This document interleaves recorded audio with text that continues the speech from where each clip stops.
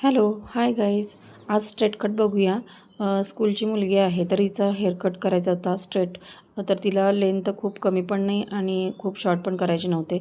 तर बॅक साईडला मी एक गाईडलाईन क्रिएट केली आणि त्यानुसारच राईट आणि लेफ्ट दोन्ही साईडला हेअर कट करून घ्यायचे.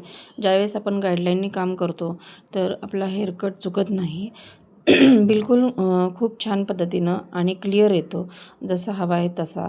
आणि तुम्ही पण गाईडलाईननीच काम करत जा, जेणेकरून हेअरकट आपला कधीही चुकणार नाही.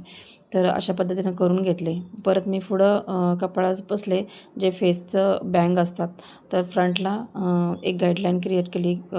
जसं की चीनपर्यंत असतं, तर चीनपर्यंतच घ्यायचं शक्यता करून, तरच ते बँग्स छान होतात. शॉर्ट पण असतात, पण त्याच्यातले पण वेगळे वेगळे प्रकार आहेत.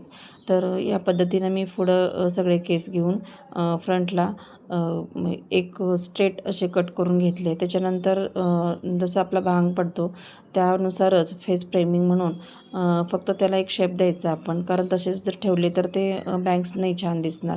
तर खालच्या बाजूस वळून परत कट करून घ्यायचे आणि हे अशा पद्धतीनं कट करायचे.